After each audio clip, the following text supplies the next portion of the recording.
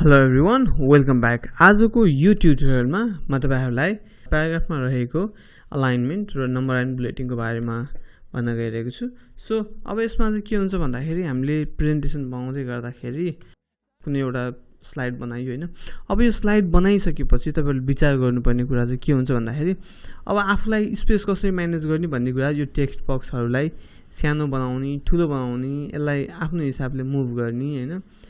अब त्यो चाहिँ तपाईहरुको हुन्छ नि, अब माया कथाले मायाको जस्तो भन्छ नि, त्यस्तै तपाईहरुलाई तपाईको प्रेजेन्टेसनले के माग्छ, स्लाइडले कति स्पेस माग्छ, त्यो तपाईहरुले गर्दै जाने, आफू लेआउट आफूले कस्टमाइज गर्दै जाने कुरा हुन्छ हैन।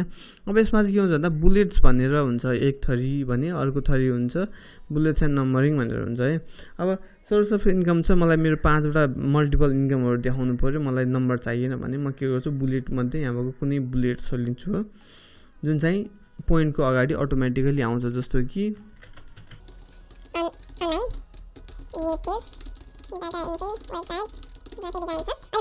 यसरी बनाए।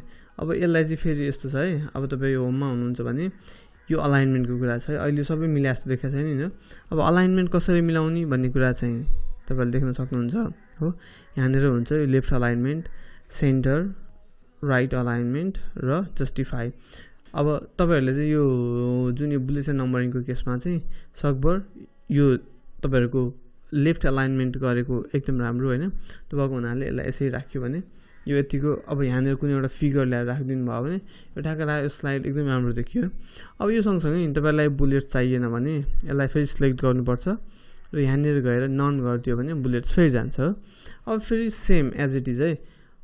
अब सोर्स अफ इन्कमलाई 5 वटा नम्बरिङ गर्नु पर्यो भने यहाँ गएर कस्तो खाले 1 2 3 एबीसी आई एबीसी यो सिलेक्ट गरेर गर्नु पर्यो। सिलेक्ट गर्न बिर्सनु भएन हैन, यो छैन लेखेरै गर्ने हो भने चाहिँ पहिला यहाँ जाने, के चाहिएको त्यो सिलेक्ट गर्ने। अहिले एबीसी राखे मैले अनलाइन, अनि त्यसपछि data entry, graphic design, enter हान्दै गइसकेपछि अटोमेटिकली थपेदै जान्छ के। अब यसमा अर्को ध्यान दिनुपर्ने कुरा हुन्छ, जस्तो अनलाइन पछि अर्को एउटा चाहियो भने त्यहाँ अनलाइनको पछाडि इन्टर हान्नु भयो भने अर्को आउँछ हो। अब यहाँनिर एउटा चाहियो भने यहाँनिर गएर अर्को आउँछ, यसरी बनाउन सकिन्छ। अब फेरि अर्को के हुन्छ भन्दाखेरि अब अनलाइन पनि धेरै थरीको हुन्छ हो। अब अनलाइनमा के हो त नि, अनलाइनको जस्तो कि अनलाइन ए को आईमा यो, आईआईमा यो भनेर त्यो खाले अप्सन हुन्छ नि हैन। सो त्यो केसमा चाहिँ के हुन्छ भन्दा तपाईले इन्टर हान्नु भयो भने बी आउँछ हो।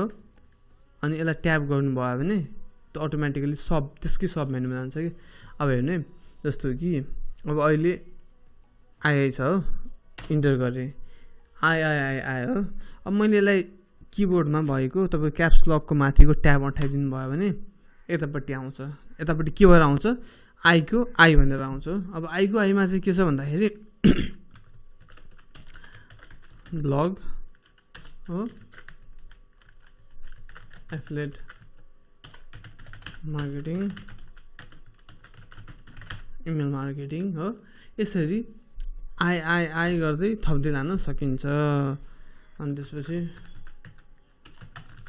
हो यसरी थप्दै लान सकिन्छ। अब यति भएपछि बुलेट नम्बरिङ तपाईलाई आयो, डेफिनेटली आयो हैन। इट्स भेरी सिम्पल हैन। अब यो पछि अलाइनमेन्टको कुरा छँदैछ। एउटामा सिलेक्ट गरेर बस्यो भने त्यो एउटा मुभ हुन्छ भने तपाईले पुरैलाई सिलेक्ट गर्नुभयो भने यो त्यही अनुसारको मिलेर बस्छ। अब यो भइसकेपछि तपाईको ठाउँको स्पेसको लागि यहाँनिर समातेर मुभ गर्नुपर्छ भनेर मैले पहिले भिडियोमा भनिसकेको छु हैन। अब यदि गरिसकेपछि यहाँनिर एउटा चट्ट परेको फिगर ल्याएर हालिदिनुस्। अब यसरी एउटा फिगर ल्याएपछि यस्तो देखिन्छ हैन। अब अरु चाहिँ ब्याकग्राउन्ड दिने, यो गर्ने, टेम्प्लेटलाई अझै राम्रो बनाउने, यो हामी पछिल्लो भिडियोमा सिक्ने हुनेछौँ हैन। So till then I hope तपाईहरुले यो च्याप्टर युजफुल लाग्यो। Don't forget to like this video and please one sub will be helpful for creating more content like this. So stay tuned, see you in next video, bye bye.